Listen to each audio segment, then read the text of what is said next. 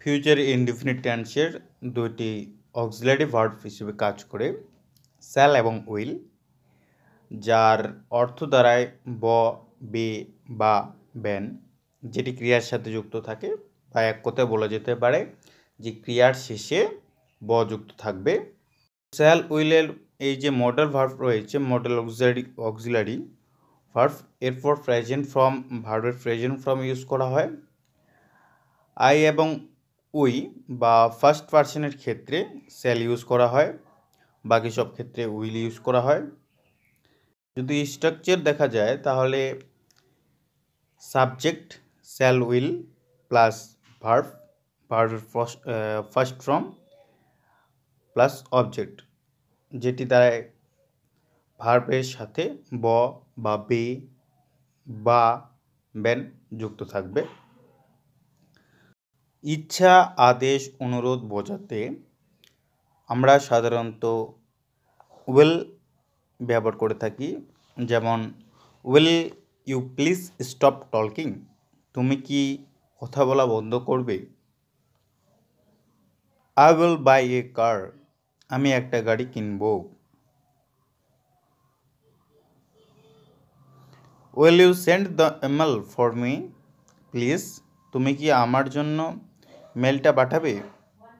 দৃঢ় প্রতিশ্রুতি বোঝাতে, অর্থাৎ কোনো কিছুতে প্রতিজ্ঞাবদ্ধ বা বাধ্যতামূলকভাবে করতেই লাগবে তাকে, বা দৃঢ় সেখানেও নিজের ইচ্ছে করতে চাচ্ছে এরকম বোঝানোর জন্য যে দৃঢ় প্রতিশ্রুতি, সেখানেও উইল ইউজ করা হয়। যেমন I will go there at any cost, আমি যে কোনোভাবেই সেখানে হোক যাব। তো আমরা জানি যে ফার্স্ট পার্সন যেটা ছিল আই এবং উই, তো এদের সাথে শ্যাল ইউজ করা হয়, কিন্তু এখানে উইল ইউজ করা হয়েছে, কারণ উইল যেটা রয়েছে সেটা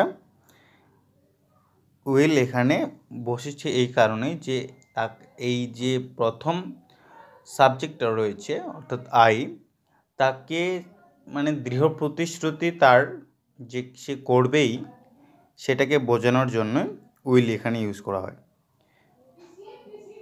ভবিষ্যৎবাণী এবং অনুমান বোঝাতে উইল ইউজ করা হয়, যেমন I think he will be able to do it, আমি মনে করি তিনি এটা করতে সক্ষম হবেন।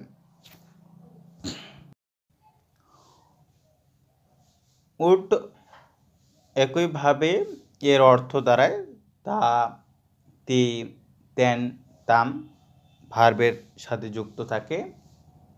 একটা মডেল অক্সিলারি ভার্ব হওয়ায় উডের পর সাধারণত ভার্ব প্রেজেন্ট ফর্ম ইউজ করা হয়। যেমন যদি স্ট্রাকচার দেখা যায় তাহলে দেখতে পাই subject plus would plus verb, ভার্বের প্রথম ফর্ম এবং তারপর অবজেক্ট, আর ভার্বের সাথে তখন যুক্ত হয়েছে তা, তেম, তেন, তে। তো এই যে উড রয়েছে, তো এই উডকে আমরা কখন ব্যবহার করে থাকব তা জানব। উড সাধারণত অনুরোধ, প্রস্তাব, আমন্ত্রণ বোঝাতে উডের ব্যবহার করা হয়। যেমন would you open the door please, তুমি কি দয়া করে দরজাটা খুলে দিবে। Would you like something to drink, তুমি কি কিছু পান করতে চাও। Do you like something to drink, তুমি কি কিছু পান করতে চাও। কোনো কিছুতে বেশি আগ্রহ বা বেশি লাইক করে এমন ক্ষেত্রে প্রেফারেন্স ইউজ করা হয়, তো সেই ক্ষেত্রে বোঝাতে উডের ব্যবহার হয়। যেমন I would like to have a cup of tea, cup of tea, আমি এক কাপ চা খেতে